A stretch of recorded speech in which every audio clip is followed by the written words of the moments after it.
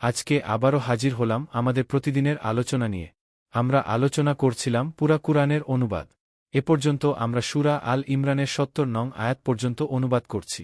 আজকে ৭১ থেকে ৮০ নং আয়াত পর্যন্ত অনুবাদ করব। তো চলুন শুনে আসি। ৭১ হে আহলে কিতাবগণ, কেন তোমরা সত্যকে মিথ্যার সাথে সংমিশ্রণ করছ এবং সত্যকে জ্ঞাপন করছ, অথচ তোমরা তা জানো। ৭২ আর আহলে কিতাবগণের একদল বললে, মুসলমানগণের উপর যা কিছু অবতীর্ণ হয়েছে এতে দিনের প্রথম ভাগে মেনে নাও, আর দিনের শেষ ভাগে অস্বীকার করো, হয়তো তারা মুখ ফিরিয়ে নিতে পারে। ৭৩ যারা তোমাদের ধর্মমতে চলবে তাদের ছাড়া আর কাউকে বিশ্বাস করবে না। বলে দিন, নিঃসন্দেহে হিদায়াত সেটাই, যে হিদায়াত আল্লাহ করেন। আর এসব কিছু এজন্যে যে তোমরা যা লাভ করেছিলে তা অন্য কেউ কেন প্রাপ্ত হবে, কিংবা তোমাদের পালনকর্তার সামনে তোমাদের উপর তারা কেন প্রবল হয়ে যাবে। বলে দিন, মর্যাদা আল্লাহরই হাতে, তিনি যাকে ইচ্ছা দান করেন এবং আল্লাহ প্রাচুর্যময় ও সর্বজ্ঞ। ৭৪ তিনি যাকে ইচ্ছা নিজের বিশেষ অনুগ্রহ দান করেন, আর আল্লাহ মহা অনুগ্রহশীল। ৭৫ কেন কেন আহলে কিতাব এমনও রয়েছে, তোমরা যদি তাদের কাছে বহু ধনসম্পদ আমানত রাখো, তাহলেও তা তোমাদের যথারীতি পরিশোধ করবে।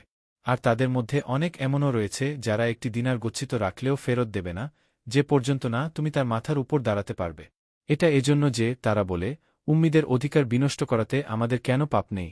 আর তারা আল্লাহ সম্পর্কে জেনে শুনেই মিথ্যা বলে। ৭৬ যে ল্যাক নিজ প্রতিজ্ঞা পূর্ণ করবে এবং পরহেজগার হবে, অবশ্যই আল্লাহ পরহেজগারদেরকে ভালোবাসেন।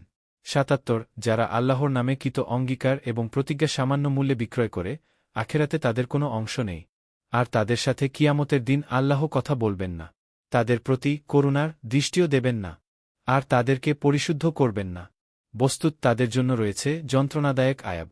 ৭৮ আর তাদের মধ্যে একদল রয়েছে যারা বিকৃত উচ্চারণে মুখ বাঁকিয়ে কিতাব পাঠ করে, যাতে তোমরা মনে কর যে তার কিতাব থেকেই পাঠ করছে, অথচ তারা যা আবৃত্তি করছে তা আদে কিতাব নয়। এবং তারা বলে যে এসব কথা আল্লাহর তরফ থেকে আগত, অথচ এসব আল্লাহর তরফ থেকে প্রেরিত নয়।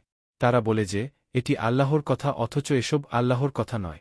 আর তারা জেনে শুনে আল্লাহরই প্রতি মিথ্যারোপ করে।